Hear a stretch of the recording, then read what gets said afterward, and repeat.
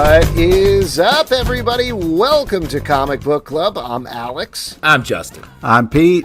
And we are coming to you live from a couple places on the internet. We're live on YouTube, Facebook, LinkedIn, of course. Give me that job. Come on. Twitch, Instagram, Kick. We're back on Kick this week. Back on Kick. Very exciting. Maybe what an exciting thing that we say a lot about, and I think one person ever has watched us on what may be an imaginary crypto NFT site or something. Yes. It's a great, I'm just glad we're broadcasting there. And of course, maybe you're listening to the podcast later, wherever you get your podcasts. And just a note, you can get this podcast and all of our podcasts ad-free at patreon.com/comicbookclub. We have many great supporters there. We hang out on Discord all day. We chat about comics and movies and TV. We got a sneak preview of a pretty sweet CGC graded Doom that I believe was signed by Jonathan Hickman. That was pretty cool. Very cool. Only in the Comic Book Club Discord, baby. That's right. It's a hotspot. Speaking of that, we have Stray Bullet in the comments here. Oh man, none of you dressed up. That is true. A lot of talk about that. Yeah. Here's the thing. I don't look dressed up, but I'm surrounded by the city of St. Louis. So my costume is St. Louis right now. Just because you travel doesn't mean you can use that as an excuse, bro. That's an excuse. There's but you should also say that you're slathered in barbecue sauce from the waist down. Exactly. Also, we know you travel with wigs. You're a classically trained actor, so yes, I'm a classic clown. I'm ready to be a goof. I'm ready for an instant goof. Yes, right. Stray Bullet did request that we dress up for Halloween this week. We did not do that. I'm very sorry about that, but I'm sure we could talk more about Halloween later in the show, or more specifically, maybe even right now with our first group of guests, if that's all right with you guys. Yeah, I say yes. They got a very seasonably appropriate book called Dracula Book III, The Count, ladies and gentlemen, Matt Wagner and Kelley Jones. Welcome back to the show. Yeah. Welcome. Everybody. Very excited to have you guys here and very excited to talk about this book. Now, before we start, I do want to bring up every week on the show, we have Stray Bullet, a professional chef down in New Orleans. He has a restaurant called Shift, and he designs, either creates or curates a cocktail for us. And this week he did a cocktail based on your book, which is called The Count's Descent. And it sounds delicious. It's rye whiskey, cherry liqueur, sweet vermouth, absinthe, Agnostura bitters, and a blood orange rind. Matt, did you say your wife was making one? No, it was Kelley. She wants to make that tonight. Oh, okay. Nice. Fantastic. Does she have all those ingredients on hand? Holy shit. I think the only thing she needed might be the blood orange. I was gonna say blood orange rind might be a long shot to just have hanging around. The only thing, but I think the absinthe rest would be. Yeah. Well, that's basically a redder, bloodier old fashioned, which is all right in my book. Let me tell you. All right.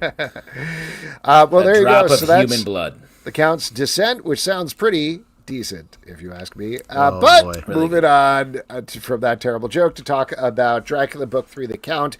So this is on Kickstarter now. We've got, I'm taking a look here, 52 hours to go as of this taping. And on a very glib $666 goal, you currently have pledged $207,861. Wow. Hit. So, I haven't checked it today. That really? Yeah. What did it go up by like $100,000 today? No. But with these Kickstarter things, they tend to burst out of the gate, and you get I don't know 80% of it right up front, and then the rest of the month you're sitting there watching it tick tick tick tick tick up a little bit, but it's in the last 48 hours or so you get another big burst. So we're really nice.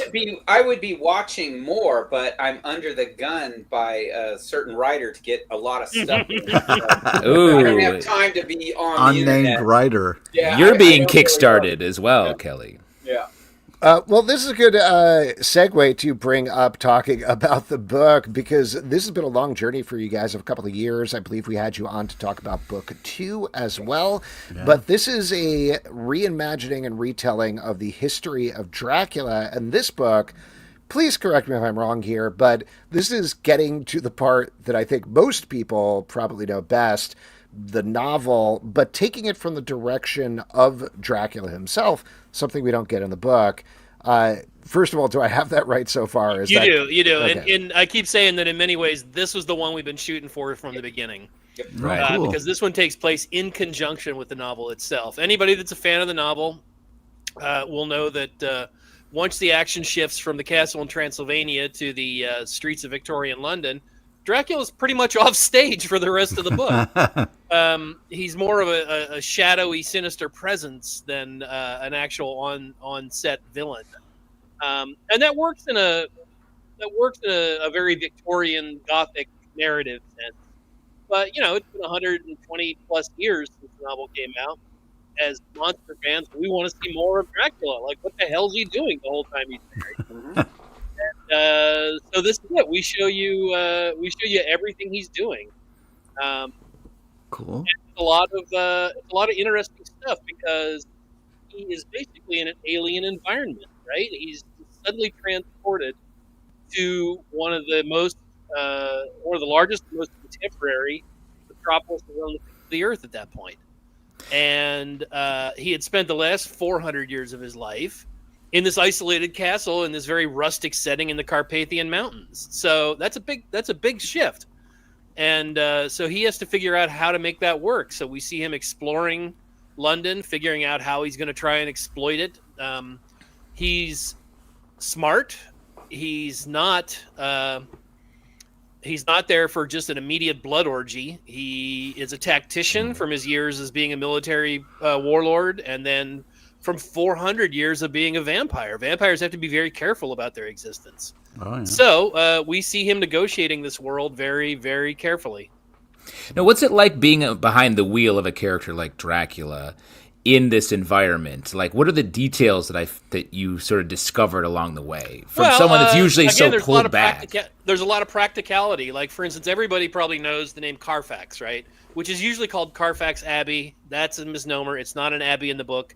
It's conflated with Whitby Abbey, which is in another setting in the book. Earlier, that's where the ship, the Demeter, if anybody's familiar with the recent film, The Last Voyage of the Demeter, that's where the Demeter crashes.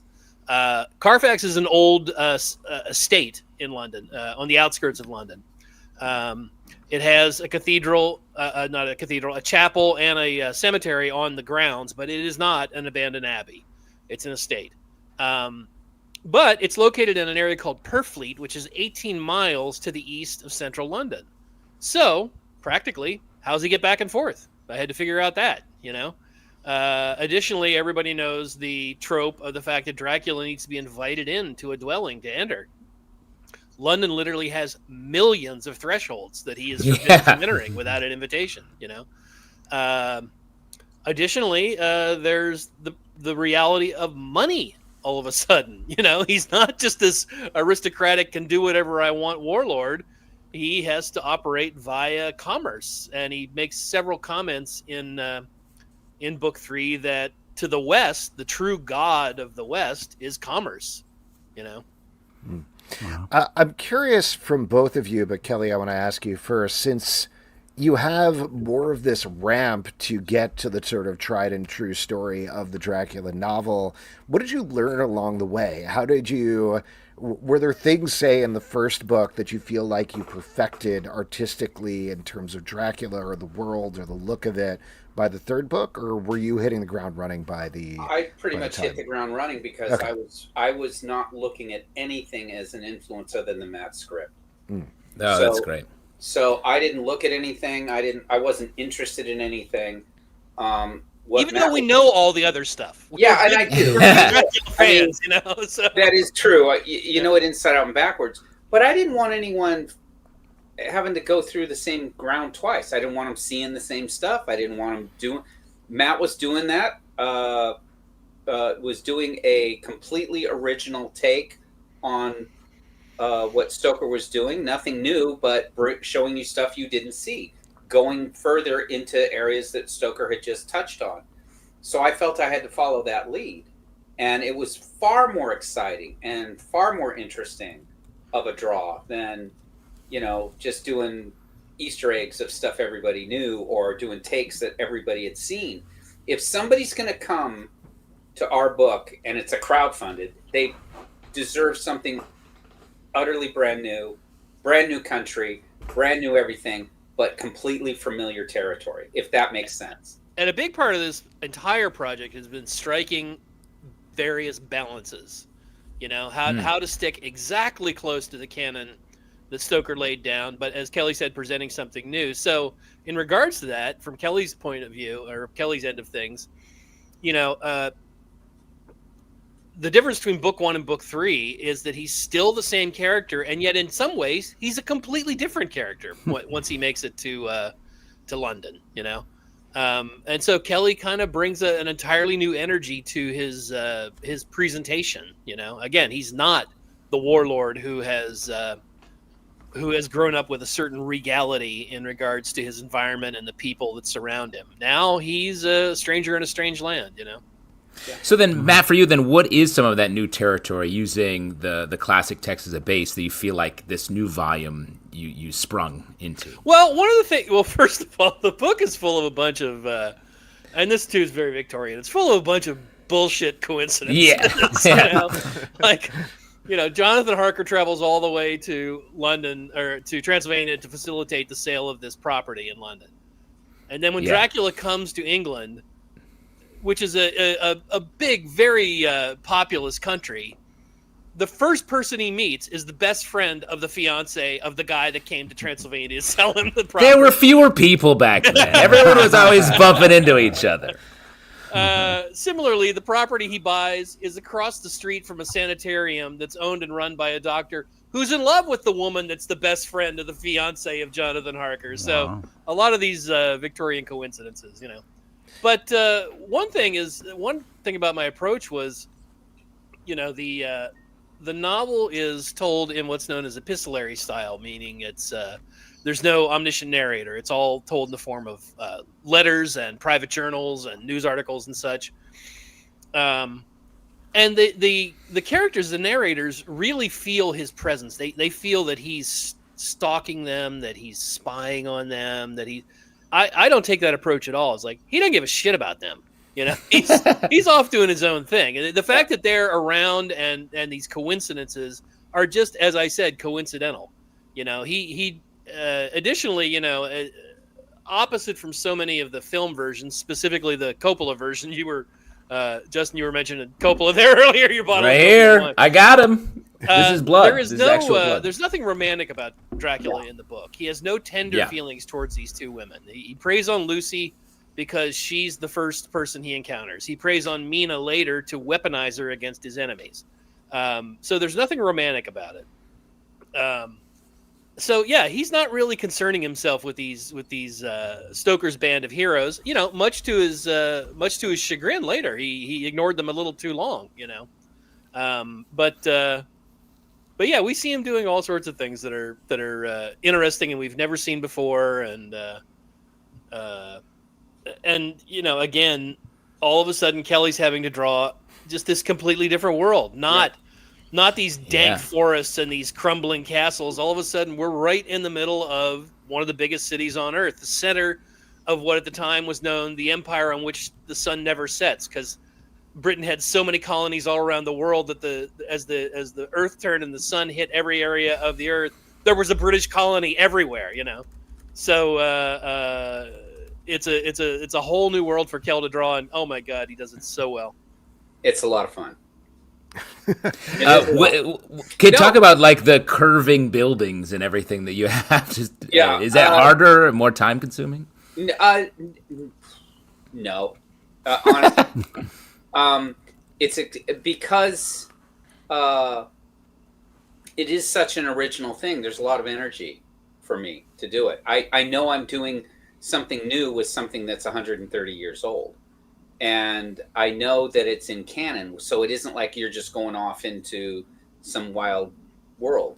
And there is something, when you know you're doing a story that has an arc in it, you want to maintain that arc in a natural way, so that when people look at the first one, by the time they get the third one, we're not doing the same thing again. It's something that brings that Matt writing the third one the way he did brings a new atmosphere to it.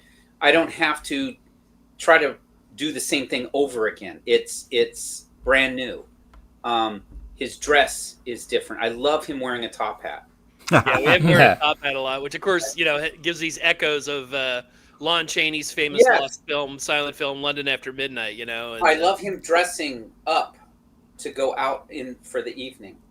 I love that he does all these very urbane, civilized things while tearing the clothes off some woman and draining her blood. Mm-hmm. And that's where I echo back to what he was in the first two. Is when he's doing that stuff, you go, he's not different. None of this has changed him. He's going to change them.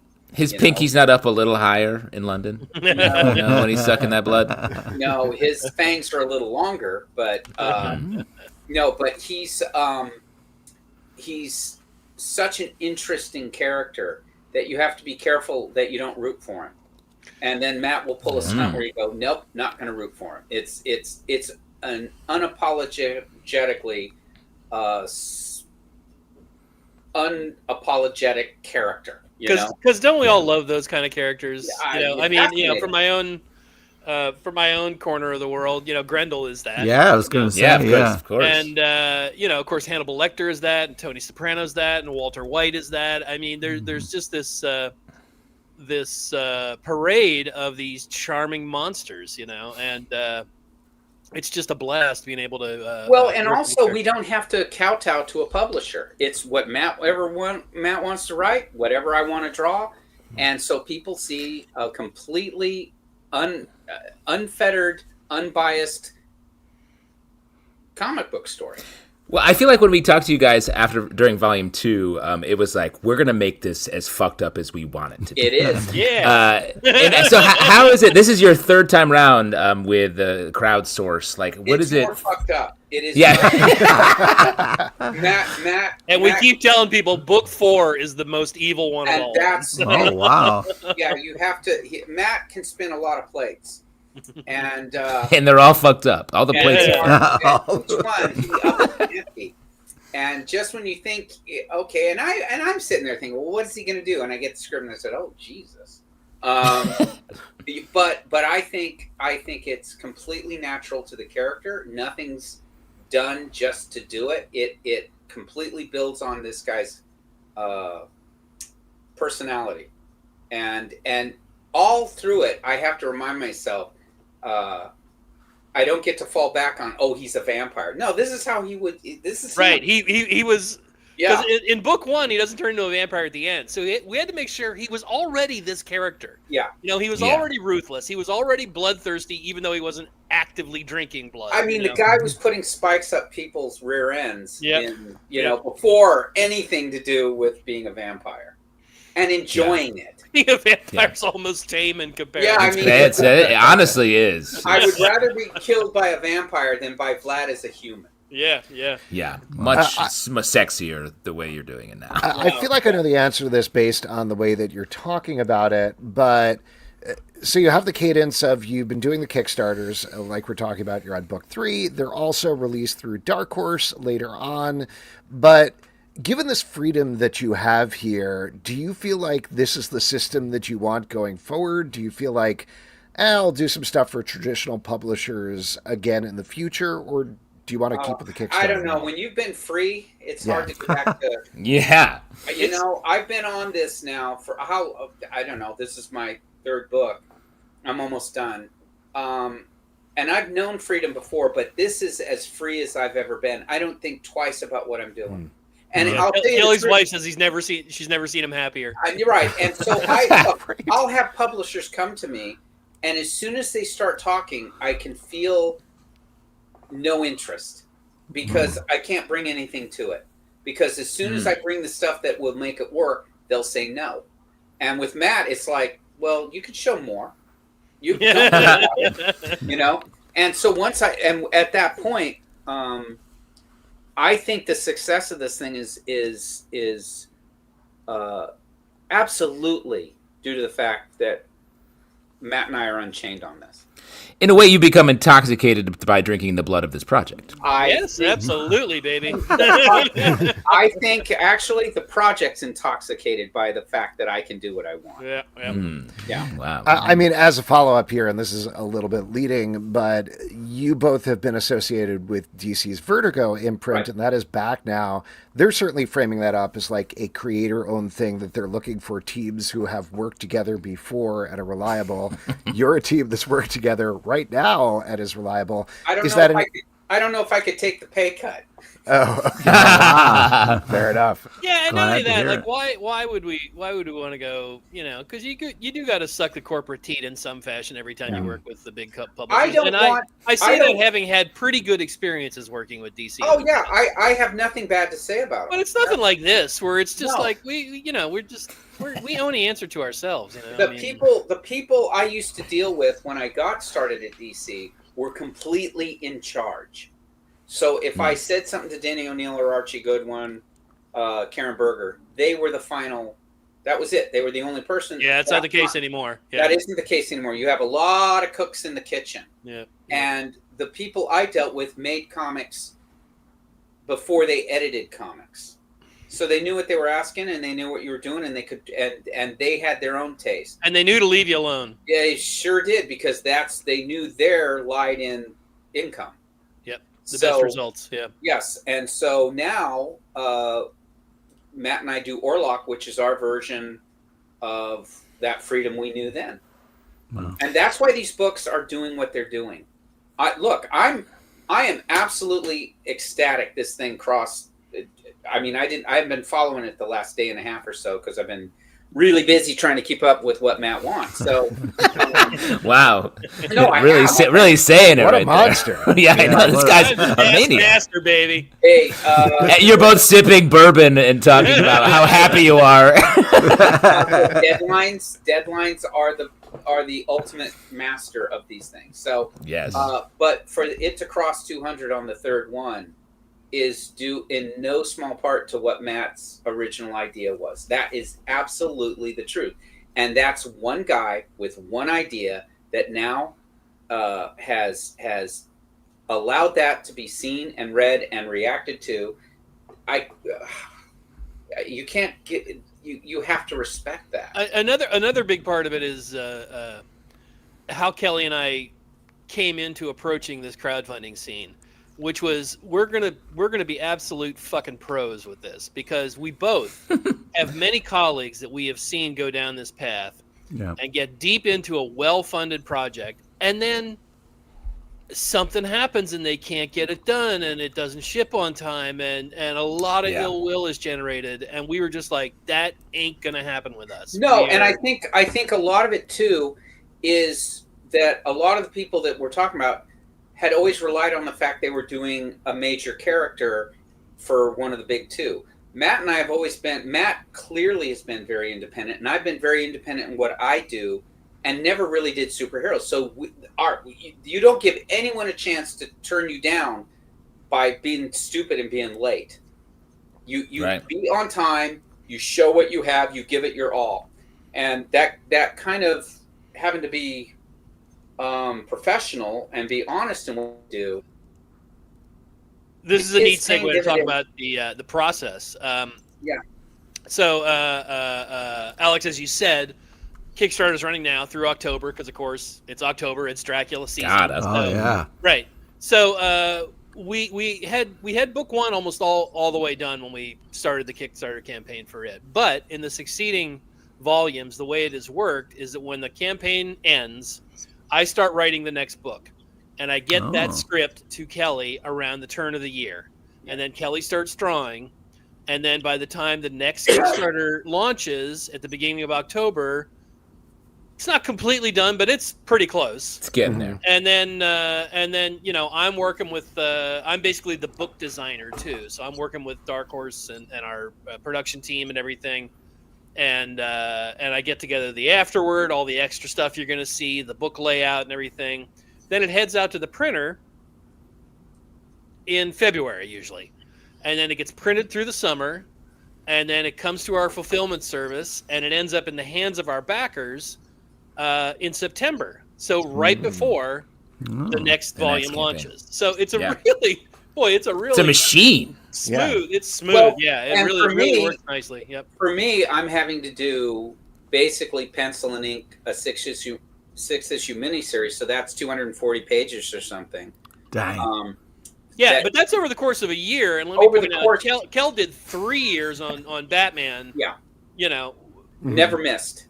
That was 12 issues per year, not 6. 12. You know? So when it comes out, you know, I'm doing, like I said, 240 pages in that year, plus all the futzing around you do with it. But that means you can't really miss.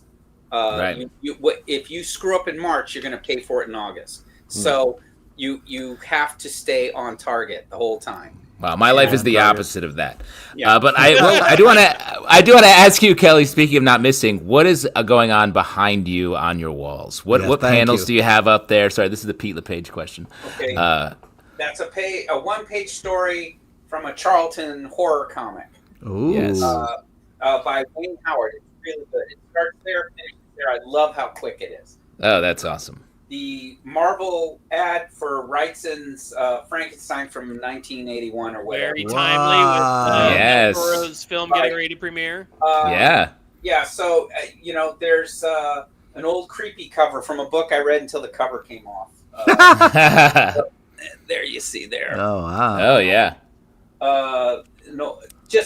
There's a film cell from Lord of the Rings of a Nazgul, which I love. Oh, my God. Oh, very cool. Yeah, so a lot of that background is what I look at when I'm working.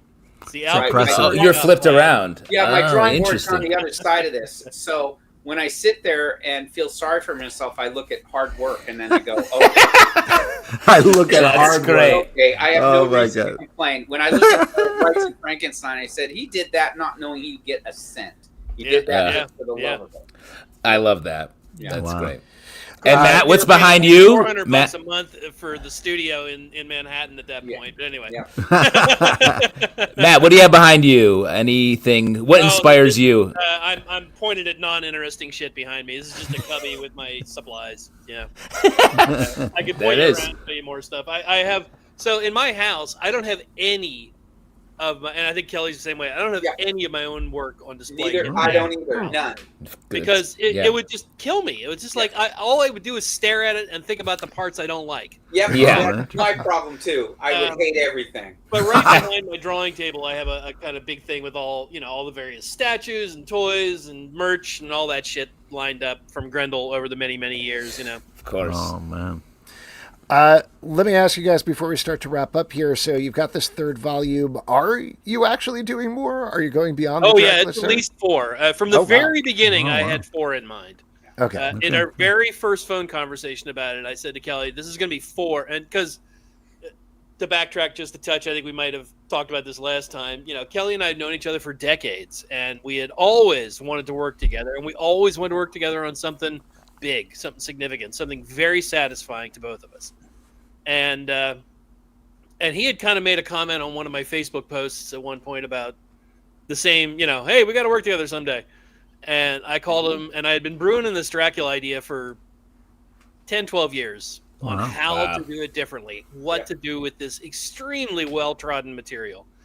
And I said, dude, are you serious, man? Because I think I got what is the perfect thing for us, but it's going to be a big commitment. Like, we're going to be on this for 5 years, maybe more, And we started talking, and I said, all right, I have the idea for 4 graphic novels, and here's the very preliminary outline for them. And so, yes, I had 4 ideas, idea for 4 volumes from the beginning. We now have an idea for a cool follow-up that I won't quite reveal yet, and then maybe even more graphic novels. So wow. But Matt also threw in a thing. He said he wanted it to be a throwback to like the late 70s heavy metal. He told me if you want to draw something gory or a nude woman or anything, you do it. You don't worry about this. So when I read it, I went, oh man, it's exactly what you want. And since nobody does books like they did in the late 70s anymore, it's going to seem fresh and new, and it is. And the first time I started drawing things that were pretty off the charts, all Matt would do is go, yay. And I went, all right. I went, okay. And what's interesting is when you start getting feedback, and on the first one, I started getting feedback on finally somebody drew impalements the way they really are. Oh no! Report that comment. Matt made me look into. Matt made me, my impalements. I finally see myself in your work. Right. It's like he would say, he was doing such research. I went, well, then I'm going to have to do as best I can. So I looked up impalement. It was pretty awful. Yeah, right. I bet. It's one of those things where, in the book you get recipes. In Stoker's book, you get recipes for chicken paprikash. Well, Matt's not doing that. He's doing impalements. So you got to how do they actually put the sharpened stake through a man or a woman? And I read that. I went, oh, that's just perfect. It's horrible, but it's perfect. And in regards to the research, I get this new volume was, I'm not kidding, the most intensive thing I've ever written, because as I mentioned earlier, the book is told in the form of letters and journals. So every day, every action is dated, has a month and a day. So I had, as I was writing book 3, I had 3 different annotated versions open in front of me that I was flipping back and forth with furiously, reading all the damn footnotes. I had a facsimile edition of Stoker's original notes and outlines, which are all still intact and housed at a museum, a literary museum in Philadelphia called the Rickenbach Museum. And I had a calendar from the back of one of the annotated editions that was every event in the novel by the day, like a calendar that said, here's what happens this day, here's what happens this day, here's what happens this day. I had to make all that fit to make all the Dracula scholars happy. And yet I also had to make a story for the people that have never read the book and don't give a shit about reading the book. They just want to come read a cool comic about Dracula, So it was a very, very intensive writing scene this time around. So when you hear that, and see, I'm hearing that before anyone's hearing that. He's telling me this, and I'm like going, Jesus, he's really kicking. He's crazy. Yeah. He's, I love the novel. I've read it several times, but he knew every freaking period. And okay, so when he, for example, when he said the brides, and he was saying they're doing them original, and he was going to write about these women. And he kept saying, Dracula's girls got to be special because this is why you would choose them. And he told me all that. So for me, I then realized I can't look at anything, as I wasn't going to anyway. And then I went out and when I was reading them, discovered each one of these women I knew in my real life. I knew them. Oh, wow. Right? I knew the first girl because she was nuts. And she would accept that she was nuts. And it was perfect because as I read it, she looked the way Matt described. She acted the way Matt described. Then the next one came along, and I was married to that one. So that one was easy. A lot of easy research there. Yes, that whole thing. I went, I know that one. And then the third one was like a sister to me. And I'm reading it, and I'm going, this is God's giving me a kiss right now, making it easy. I would like to take credit for all this. It was just happy providence. It was. Well, pure luck. And when it all happened, they were all there. So I had to, of course, let them see what Matt had written so they could say no if they wanted. Because I said, look, you're going to be raped and murdered, and then you're going to rape and murder yourself. So do you want to be in this? And all of them said yes. And I said, hell yes. Sure. And it was a hell yes. They have been so happy now that I've showed them a finished product. They are so proud. I go, now, do you want anyone to know? Because they're going to think ill of you now. But in a good way. And no, it all worked out. I mean, it's one of those things where I felt good about that situation because Matt had put so much work into those stories that I didn't want to just draw the same old thing that everyone's seen before. Well, that's really interesting, that nexus point between Matt's research. He's doing extra research, so Kelley, you have to go extra personal with your drawing. Like, I have never thought of it that way before. No, that's really cool. It works, man. I think you said it best, is I went more personal. I did not look at anything other than what Matt's script said, and then I followed that. And that is why... if there's a thing I like, it's a lot of other artist friends of mine are getting home and saying, this looks so original. Where are you getting it? And I go, and now I can say personal. Because I kept saying, I'm not looking at anything. I said, I'm making it. I said, you have to respect. Look, Matt had this thing in his head for 10 years. And then he was telling me while he was writing it how much research he was doing. And I kept saying, you out. Lord, this is like a master's degree he's going for. And I kept going, I can't just go and then do a knockoff of Christopher Lee or whatever. I can't just draw some Playboy girl. It's got to be real women. It's got to be real places. It's got to be a real guy. Wow. Extra work, extra guilds, extra work. Extra personal. But when you have that happen, what I think happens, at least for me, was your style completely takes over. You're not controlled or beholding to something that happened before. And I felt very much it was like the first Hammer film, Horror of Dracula. I think they did the same thing that Matt did. They said, how do we do this? Everyone knows the story. We'll make Harker a vampire hunter rather than just a realtor. And they started doing when you watch it, you go, man. They made Van Helsing an action hero, too. Right, you know? Yes. And so they took a lot of brave chances in it. And I went, not since Jimmy Sangster, who was the writer of that, until Matt, did you get a guy who was that brave to do this and not change it. It's actually even more brave. Follow it. And then so when I'm doing the count and he's saying, look, we're not doing the novel. We're doing what Dracula was doing that we don't know what they were doing, but we're following the novel. I go, how do you do that? I get the script. He did it. And so at that point you go, in fact, I'm very happy with how The Bride has done. I was ecstatic with the book, but I cannot wait for a year from now when people are reading the count, because they're going to see what I saw with this neat. And I know the trick, and I still can't see how Matt did it. It's brilliant. Yeah. Wow. It shows. I do want to mention a comment here. This is from Stray Bullet, our chef, to go back a couple of conversations. He says, I can do a recipe for an impaled chicken popper. I want that. Right up its butt, baby.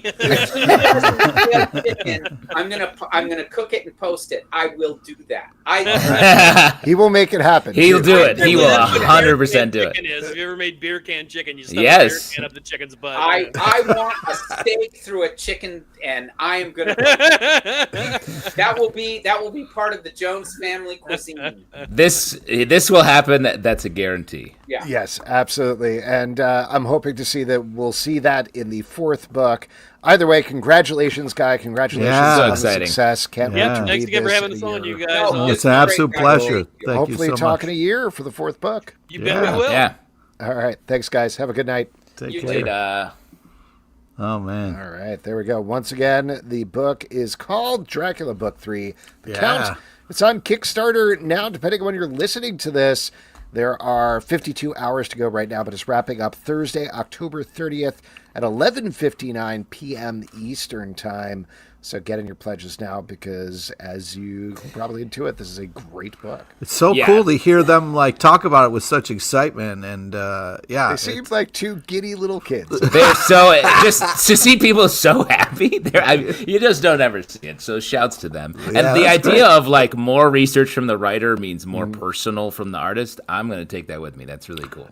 Yeah. Plus, you can see it in the work. I mean, it really comes through. Yeah. There you go. Maybe we could also see it in our next work from our next guest. He's another returning guest to the show. He also has a Kickstarter for his book Seasons. Ladies and gentlemen, Nandor Schaffer. Nandor, welcome. Hey, welcome to the show. Hey, guys. What's up? Hey, thanks so much. Excited to see you. We did, as we were talking about before we got on, we bumped into each other at New York Comic Con, and that was fun. Before we even talk about the Kickstarter, what were you doing there? What was your goal when you were at New York Comic Con? Yeah, I mean, there were so many things that I wanted to do, and so many people I wanted to meet. It was my first time in the city and first time at the convention. Wow. So, for me, it was a lot of firsts. And did you try a piece of pizza? Oh yes, I think it's a slice, bro. It's a slice. Yeah. Oh, I'm sorry. Alex has never done it, so he wants to hear about it. Yeah, I went to. I hear the bagels are good as well. I went to 4 different pizza places while I was there. I think I was in town for about 6 days, 5 or 6 days. So I had a couple of days where I could explore, and I like went to the top of the Empire State Building and did some touristy stuff.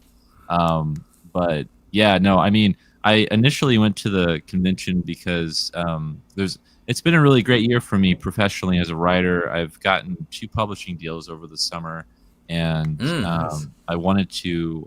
One of the deals I got was with Wagner Books, and Steve Orlando is working as my editor for a graphic novel that awesome. I have going on. So I wanted to meet him and meet other publishers, and he doesn't disappoint, that guy. Yeah, he's fun. Yeah, Steve takes you out.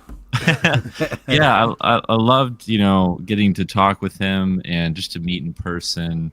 And I went to a lot of different panels and was mainly doing a lot of meeting up with other writers and networking and just trying to I don't know, see. I feel like this was the first year. I've been making comics for a while, but this was the first year that I felt like I deserved to be there, if that makes sense. That must be so gratifying. Right, exactly. And after so long and trying to get your work out there, to be able to kind of be around other creators and to feel like comfortable in that space and not like an imposter syndrome, like attack happening, because we're all, for me, it's like, it's weird to, especially with like Steve, because I've been such a big fan of his work, like to then work with him, and be colleagues together on something. So it's weird it's kind of one of those out of body experiences where you're like, whoa, like, is this really happening? Like, it's very surreal. That's awesome. That's awesome. Yeah. So it meant a lot. I had an absolute blast. I mean, I got, some comics signed, met a lot of great people, had amazing food, and I cannot wait to go back. Awesome. Cool. Well, let's talk about your Kickstarter. The book is called Seasons, as I mentioned, and this is part of a 4-book cycle per the name. Get it? Yep. Correct me if I'm wrong. So basically, this Kickstarter is a reprint in softcover to tee up the next books in the series. Is that correct? Yes, that's correct. Okay. So the concept also is you've got a character who has different powers for each season. So talk to us a little bit about that. Give us the pitch for the book, if you don't mind. Of course. Yeah. So just for some more context on this campaign. So Seasons was the first book I ever put out in 2017, 2018. And I was trying to, take a stab at comics and to build my career. And this was the first idea that I had where I wanted to put my work out there. And this was also my collaborator's first book as well, Anthony's. And so we came together and wanted to do this really ambitious special project. We really wanted to make a statement for our first book. And we planned out this 4-volume graphic novel series that is a supernatural series with some like grounded superhero elements to it, about this young man whose abilities change with every passing season. And with each book, he takes on a different foe, and he's overcoming different obstacles in his life to basically become to fulfill his potential to become the person he was always meant to be, essentially. And so it's as if all of these random events are aligning and the stars are aligning for him to force him on this path that he's kind of neglectful to even be on in some sense. He's like, why is this happening to me? How can I do the things that I can do? And he gets thrusted into this kind of world unseen, this environment that is very foreign to him, and he has to take on these different entities. So it's a character study that explores personal responsibility and trauma and depression, and trying to learn from your mistakes and become a better person throughout this entire year. So hopefully by it's all set in real time as well. So we start in the spring, and by the time we get to the end of the fourth volume, we'll get back to that starting point again. And the what I hope to be the satisfying conclusion of this book is for the reader to follow Fletcher on this journey and to see what he learns and what you may learn with him. Cool. That's awesome. The first thing that strikes me about it is like in comics where like powers don't change. Like when a major character's power changes, it's like, okay, what's happening here? Yeah. They better change back real fast. Anathema, yeah. Yes. And so like I was like, oh, this, of course. This is like such a smart way to approach character. Like we get into comics because it's the power sets or the supernatural thing is the expression of a metaphor that we like. But the metaphor doesn't change for so many characters. So what was it like? How did you land on the idea of having this the powers be the metaphor of change in the character? Yeah, well, that was really the light bulb moment. That's kind of the idea. When I was figuring out what kind of story I wanted to tell, and I'd never written a story before. So this was like fish out of water. Like, what am I doing? How do I do this? How do I structure this? And I was looking for structure. I think more like that was the fundamental thing I was looking for, and how to structure a series. And I, grew up reading superhero comics all my life, and there are certain characters that I love, but I found it very interesting in how a lot of characters' powers they never get built upon. Usually it always stays static, and like we know what Superman can do, we know what he can't do. So anytime anytime a character does something that feels out of the ordinary, you're like, wait a second, like that's not that character. Yeah. The powers are so intrinsic to who that character is and how we identify them, and it's what makes a universe work too, which makes a lot of sense in terms of like we don't want any overlap. So with Seasons, I thought it would just be so fascinating if we turn that on its head, and that was kind of the point, and using that metaphor of change and how these abilities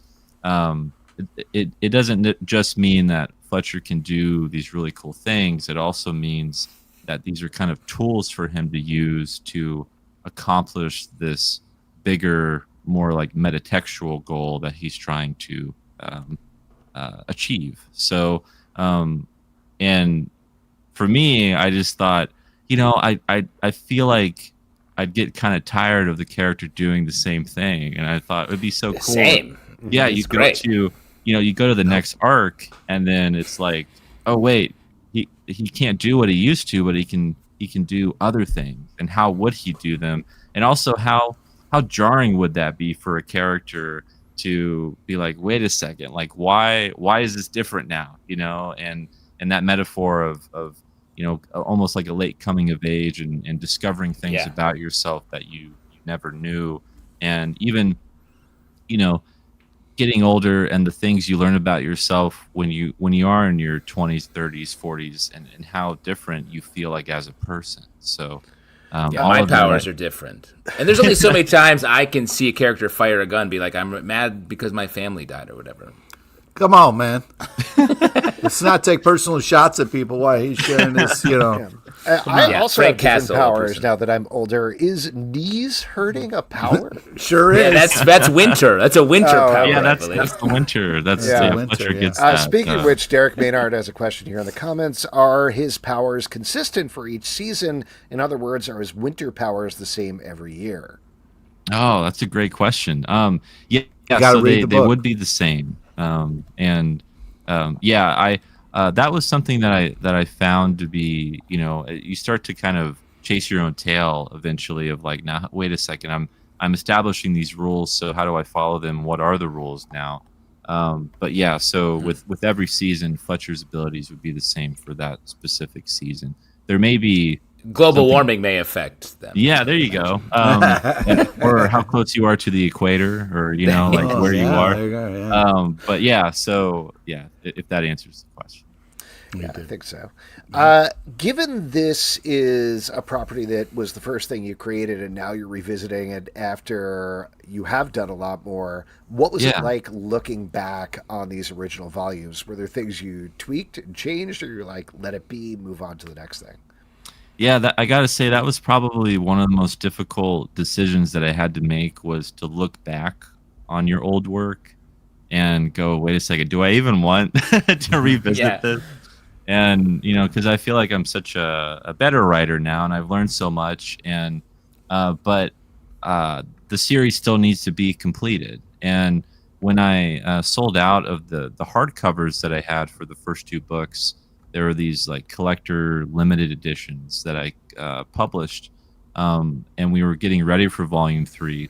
I was like, I want people to be able to catch up, because I still have the story to finish, and I also feel like volumes 3 and 4, with what I know now as a writer, will be better than ever than they could ever be if I would have released them earlier, if I hadn't done Man-Child or Lifeline or The Fabled Offering, anything else that I've worked on. And so that's what really got me excited. And so I was like, I'm going to keep these the same. I don't want to change anything about them. And I even talked to Anthony about that too, because there's so many things that he could change as well, like with his style, how it's evolved, how he's gotten to be a better artist, because each book is over 100 pages. So you can only imagine how better you would get after that much work was put into a series. Oh, yeah. So but you can't change because that's the metaphor. Like you're evolving in the same way that the character is. It's and that's kind of how I settled on it. Was like the reader will see Fletcher's life evolve, and they'll also see us evolve with it and with the story.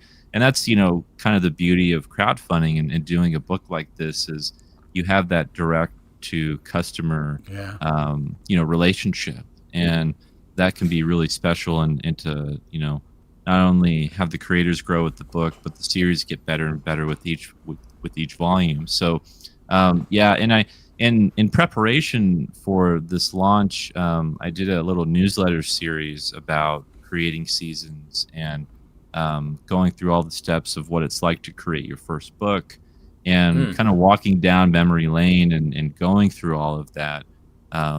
It was really interesting. Also, it made me think about just how far I've come since that point, and how much I've changed as a person.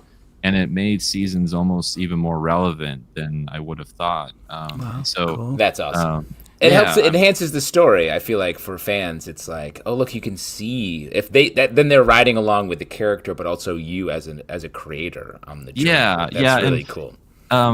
Sometimes I regret having Seasons be my first book because it was so ambitious, but other times I look back and I go, I'm really proud of that kid who was out of high school and who wanted to make this thing, and decided to do it. Well, especially because it's working. Like you're succeeding. Right. It's especially good now. It'd be different if I looked back and I was like, man, what an idiot. I'm a dentist now, so it felt sort of weird. So all of that has just been a part of my story, I guess, and that's what makes Seasons really special. And I can't wait for this next volume, and something that's really cool about this Kickstarter in particular is that this is the first chance people get to have a sneak peek at volume 3, because there is a exclusive 28-page ash can that is like the first chapter of the next volume. So if there are any readers who've read volumes 1 and 2 and have been waiting for the next book, that's your first glimpse into that next that step Kickstarter button. Fletcher. But I couldn't be more proud, and I think I'm a completionist in everything I do. I cannot leave a story unfinished, and this campaign and re-releasing these titles has been the best way for me to okay, it's time to finish the story, and I feel like I'm finally ready to do that. And one last thing too, which was really serendipitous, I'd been thinking of launching this Kickstarter for a while, and just this year, the other publishing deal I was able to acquire was getting this book picked up by SourcePoint Press, and so they're going to be publishing this in the direct market in 2026. So cool, that's awesome. Yeah, really congratulations. Congrats, yeah. That is so cool. You currently have 23 days to go on the Kickstarter. Is there a tier of the Kickstarter, if people are going to check it out, they should head towards that you think is particularly cool? Yeah, I would highly recommend, because I feel like it's very affordable and also reasonable, to check out the catch-up tier, which is the volumes 1 and 2 and the Ash Can. And it's $40, and you get 228 pages of comics. Whoa, so that's a deal. It's 2 trade paperbacks and the Ash Can, and then some extra goodies that we'll throw in there. But awesome. That's the one I would point people to. If people did want, they're like, I don't know if I want to, be that committed, get that invested. The PDF for the first volume, if you're a digital reader, is only $5. So cool. It's great. It's very affordable, and hopefully it'll get you in the door. Well, and we didn't talk too much about the art in the book, but like I would say, if you're at all curious about this great story, check out the Kickstarter just to see the art pages up there. We showed them here on the YouTube, but if you're just listening to this, fantastic art along with a great story. Yeah. Anthony has this very detailed but kind of Eastern, manga aesthetic to his work that is really unique. And the closest I can think of, like, what it's like, it reminds me of, Evan Cagle stuff that he's been putting out with like New Gods and Dawn Runner. Like there's some of that kinetic energy going on. But, kinetic, emotional, really expressive eyes. Like I really like it. Right. Yeah. But yeah, Anthony's killer, so appreciate that. And so are you, Nandor. Thank you so much for coming on again. Congrats on the book, and good luck with the rest of the Kickstarter. Yeah. Hey, thank you guys so much. I really appreciate it, and I hope to be back and talk about volumes 3 and 4. Yeah, please do. Yeah. All right. Thanks, Nandor. Have a great night. Right, Take peace. care. Thanks. Woo. All right, there we go. Once again, that book is called Seasons, Volume 1 and 2, Spring and Summer. Trade paperback are on Kickstarter now. So check that out. And folks, we're going to move on with our next section, which is my favorite section, because you all make it up. It is your audience questions. And for audience questions, all you got to do is drop a question in the comments. Can be about absolutely anything. In the meantime, I think we already talked about it. What you guys are drinking? You're drinking that straight Coppola blood, gang. Get after it. Get 2023. This is before he made Megalopolis, so he's still feeling good, and you can taste it in the wine. It's a richer blood. That's right. You're saying, it's a richer fresh, blood. young Francis Ford Coppola. Yeah, the 2025 vintage gets a little thin and sad. So definitely. Oh no. Pete? Yeah, man. I got a carport, but I'm drinking garage beer. Come on. Okay, let's go to the phones. Yes, see if we got any callers. Yes, thanks, Pete. It came for the radio. Asked, you guys were at New York Comic Con. Were you there Wednesday? Also, Justin, check your spam folder. Oh, wow. What an interesting request. Okay, let me do this. You're going to check it and be like, ooh, lots of porn. So much. Wow, it came from the radio. It came from the OnlyFans. Yes. Yes, Justin and I were at New York Comic Con. I was not there Wednesday. I wanted to, but had some family stuff to take care of. But you were there Thursday. I was there Thursday. I think he's asking about Wednesday specifically because that was the retailer day at New York Comic Con. And I was really curious to go this year, and it just did not work out time-wise at all, which was a bit of a bummer because it's cool. It's like a chiller day with some presentations from Jim Lee and Marvel and Todd McFarlane and other folks, just kind of like talking about the business and getting kind of wonky about it, which I think is kind of neat. So fingers crossed I can go next year. I would love to check it out. Pete, we did get to say hi to Jim Lee briefly, right where we stand together, Alex, on Friday, I want to say, when he walked past us. So it was like, what's up? And he's the king of New York as well. And came from the radio. Did you say that? I didn't have the minute to say that. Also, he might have his security team escort me out if I say that. Yeah. And yes, he came from the radio. I did find your email, and I will write you back. Oh, hey, fun. There you go. Great. Got to get that porn. All right. Stray Bullet says, what is the ultimate Halloween costume since you guys did dress up and everything? Oh, man. Stray Bullet. I'm so sorry we let you down, but it's Justin's fault. He was traveling, so traveling is a good so I was traveling, so Pete can't dress up. Yeah, it's a good excuse for things because he travels a lot. I don't know, man. As I get older, I want a costume that's comfortable to be in. But I would say my favorite. That's the oldest shit I've ever heard. Because I'm in bed by 4 on Halloween. My blanket is my costume. Yeah, my blanket, anything snuggly. You were dressed like Obi-Wan Kenobi when we started this podcast, and you took your little sweatshirt off. I would like to. My favorite costume that I've done of all time is Ninja on Vacation. Really nice. Okay, go ahead. What was that? It was head to toe, like a ninja garb, and then Hawaiian shirt over it with the camera around my shoulders. Oh, that's good. That's really good. I went as Lowell from Wings when I was like 13. And really hit. You're a Wings guy, dude. I'm a huge Wings fan. Thomas Hayden Church, later to be Sandman. And I guess probably the more recent ultimate costume is I went from the dad from Bluey, Bandit, but the costume didn't fit me, so it was like a little. Wait, you love tight shirts, bro. What are you talking about? You can't go tight all the way down. It's a problem. My family went. I was Bandit. My older daughter was Bluey. Younger was Bingo, and of course my wife was the mayor of Easttown. Oh, I remember that. Mayor of Easttown. Yeah. Not themed. Not themed. Yeah. She broke from the theme. We had the chili costume. She went with Mayor, a Carhartt, and a vape, and made me look especially weird. Oh, that's fun. It seems like you guys are doing great. Yep. Yeah. Gosh, ultimate Halloween costume. I dressed as Kevin Keller from Riverdale one Halloween, and I gave myself a little scar and everything. That was pretty fun. I thought your abs, just exposing your abs is my favorite costume. Oh, please don't. What? No, what do you mean? This costume? No, yeah. This one? No, this is so stupid. Yeah. So it's clearly it's not you. That's not Kevin. No, this is me. That's Archie. You haven't seen him. You haven't seen him with his shirt off. I saw him recently. What are you talking about? I'll lift his shirt off. Bottom. Here we go.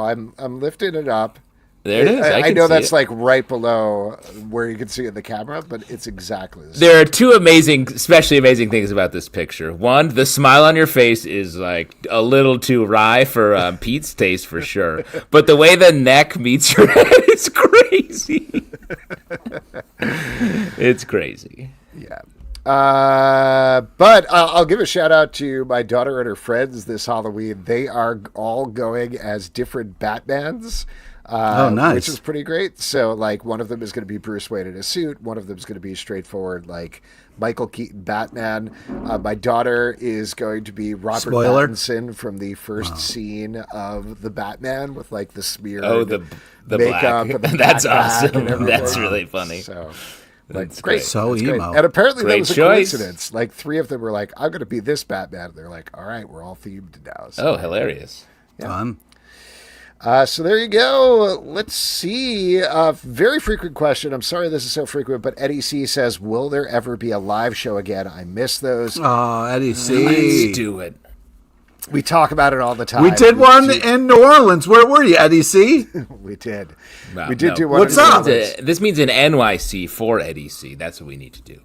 In the old stomping grounds. Let's go, guys. Yeah. Or we could do it in, like, the woods where you live, Pete. Yeah, come on, man. Yeah. Plenty of room. Nice nighttime podcast. Yep, lots of room. The best thing about a show. Yes, we would love to do it. We do constantly talk about it. Whenever there's an opportunity, we will make it happen for sure. We will. I feel like we will. It's got to be like our how many years reunion? Like an obscene number. Is it 20? 18? I think it's 18 this year, right? Or was that last year? I feel like it's more. I don't know. Yeah. I'm surprised we're in the teens still. Oh, maybe it's 19. It's 19 because I think we started in 2006. Okay. All right. Wow. I'll look it up. I always look up the New York Times article and then work from there. There you go. Spiceman Frank says, at a con, how much is too much for a signature?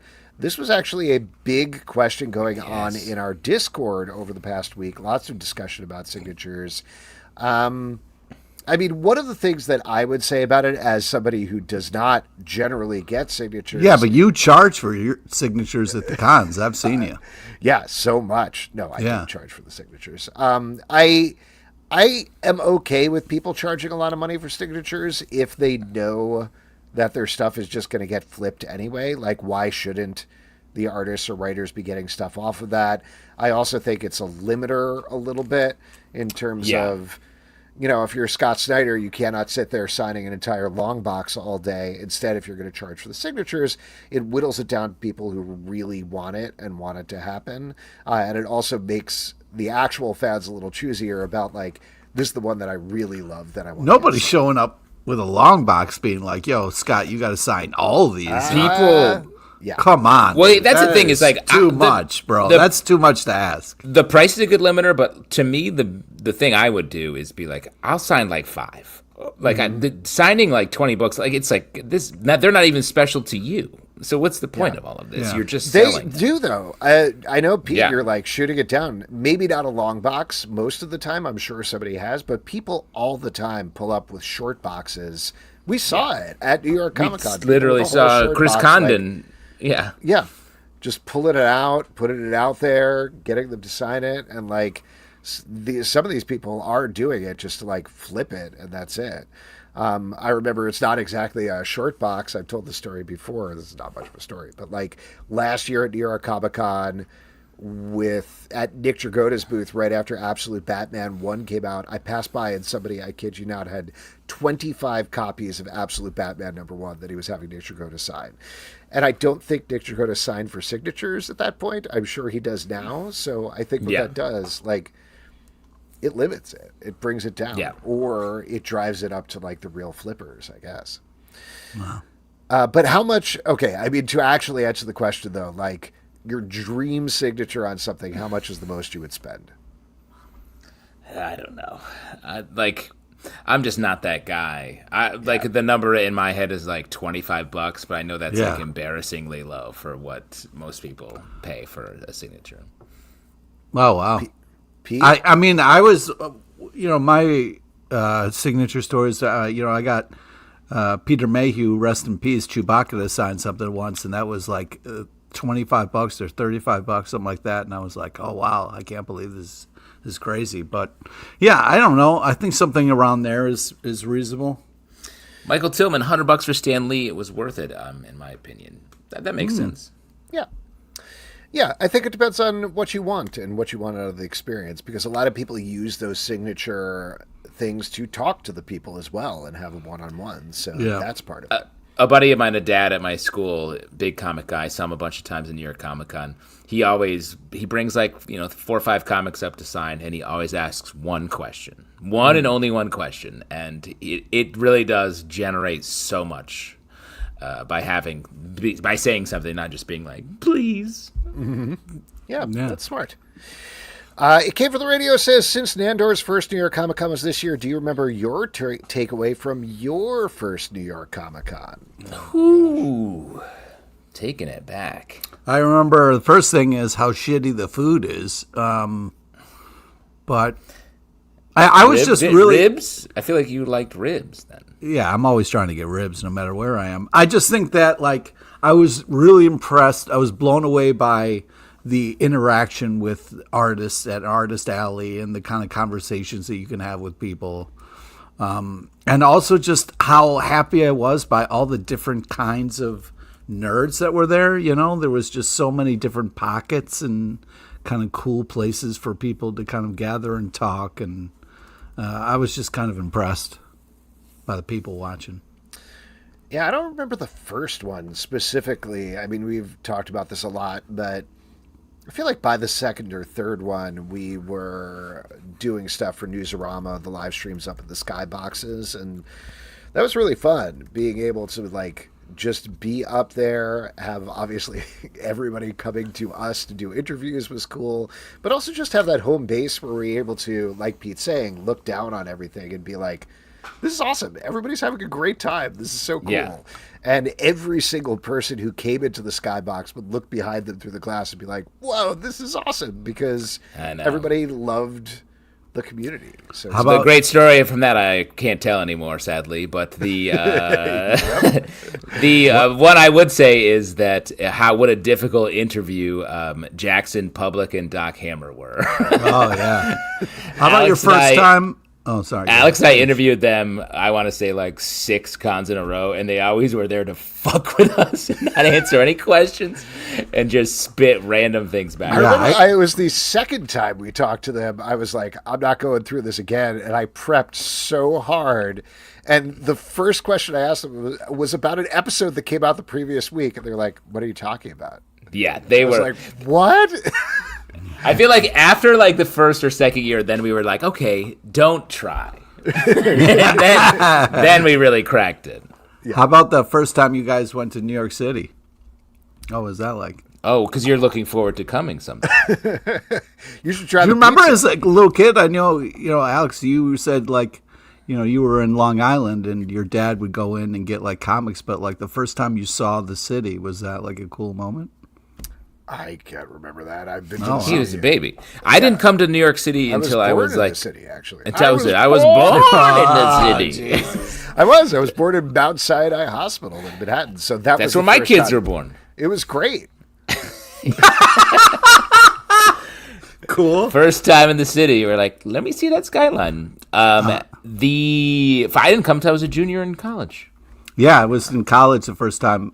And I was just like, I said to a friend, like, hey, meet me on the corner of like 34th and 8th.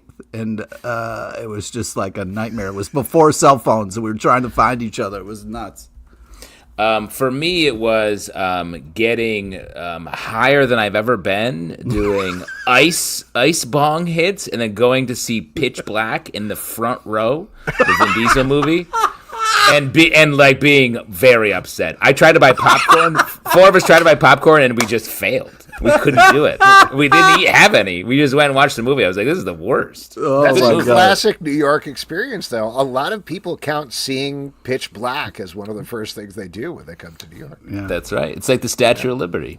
Yeah, Empire State Building. You can tell where people come from. Did you see Pitch Black when you came to New York City first, or did you go see Chronicles of Riddick? Like which one? Was it? Exactly. Yeah, figure things out from there. Nice. There are 2 genders. They say. Yep. Well, Chronicles I guess that's of Riddick and Pitch Black.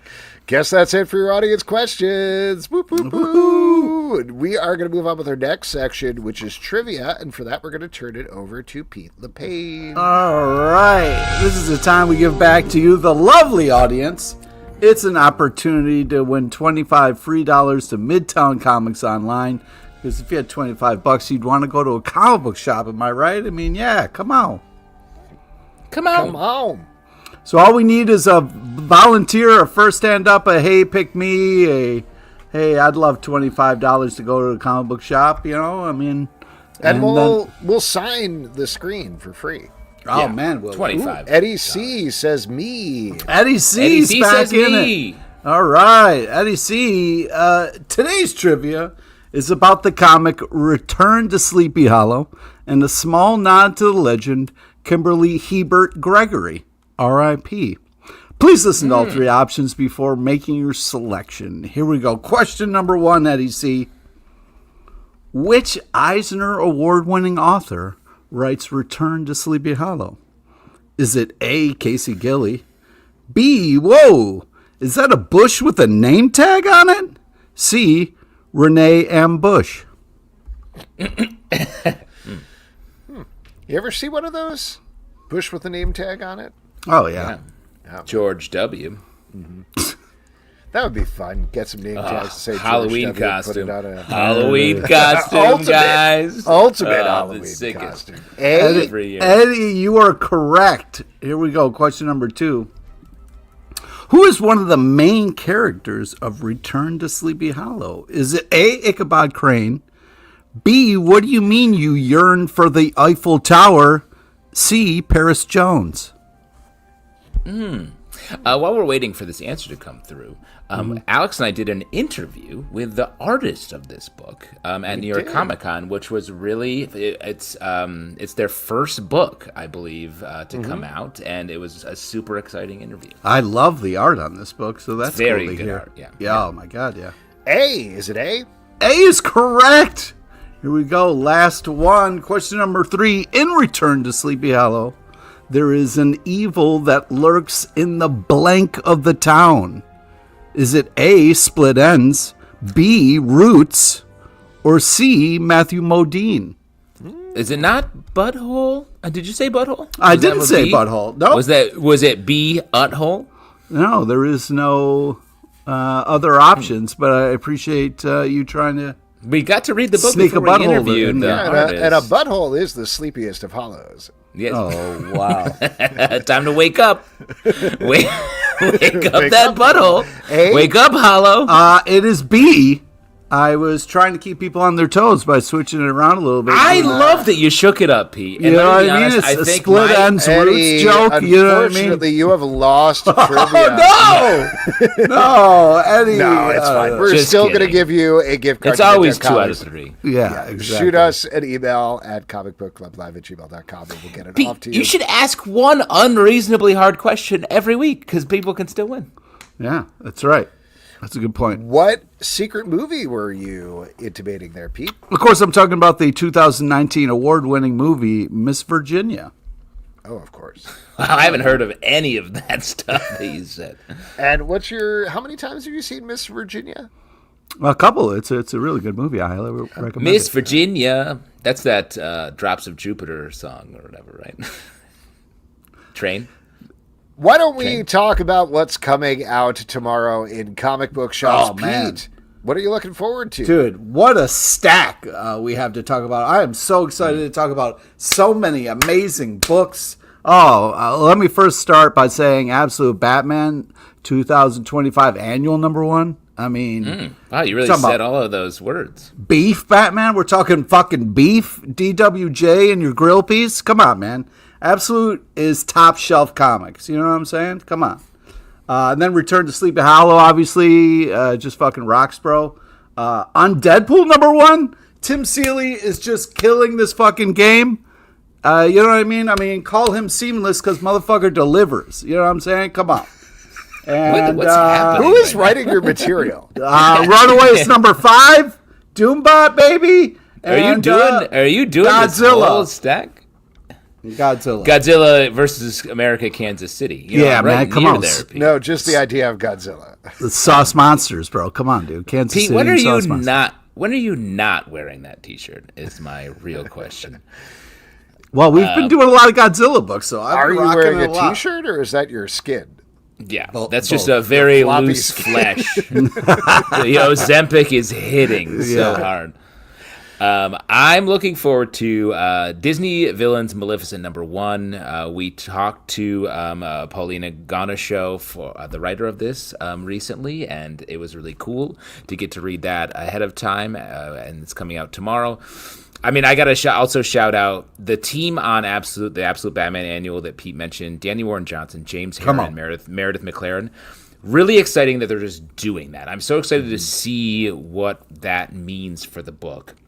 Because I was just thinking about Daniel Warren Johnson is like sort of a cousin of artistically of Nick Dragotta. So like I'm curious where the bends and the shapes are there. So that's cool. And I gotta say, we've been a little mixed on our Age of Revelation events here. Yeah, but Cloak or Dagger #1, I am very interested about. I like the idea of Cloak or Dagger. I don't know what it means, but that's interesting. It's just a preposition. Stuff I'm looking forward to. Superman Red and Blue 2025 special #1. That Samney cover.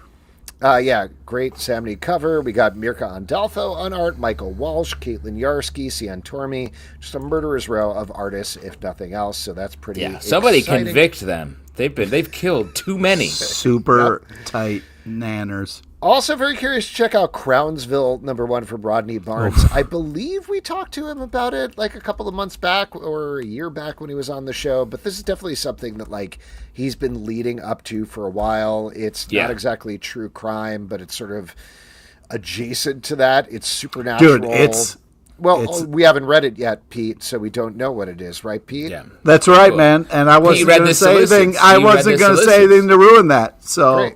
That's good. Yeah. Thanks, Pete. To ruin that. Yeah, no problem. Anyway, I always am interested in what he's doing, particularly when it comes to the space, so curious to check that one out.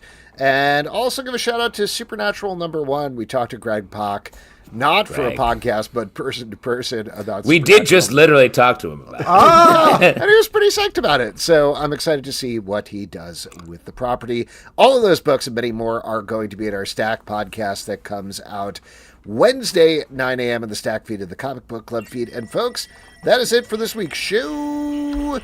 A couple of people we want to thank. We want to thank Matt Wagner and Kelley Jones for coming on to talk about Dracula Book 3, The Count, on Kickstarter now, and Nandor Schaffer for talking about Seasons, which is also on Kickstarter until November 20th. Next week on the show, big one for you guys. Frank Barbier and Morgan Beam are going to be here to talk about the author Immortal, which we like quite a bit.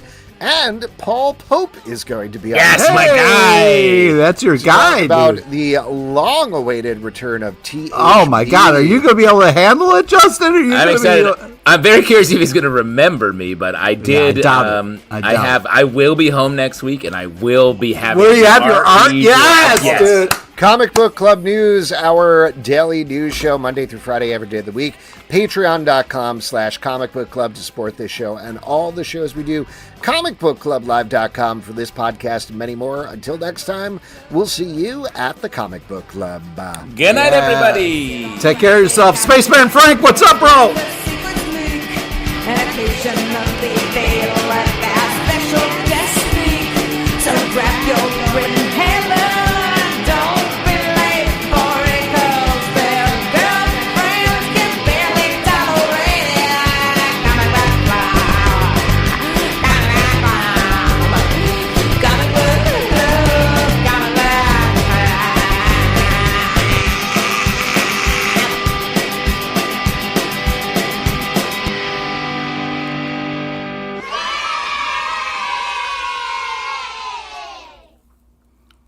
Thanks, everybody. Have a great night.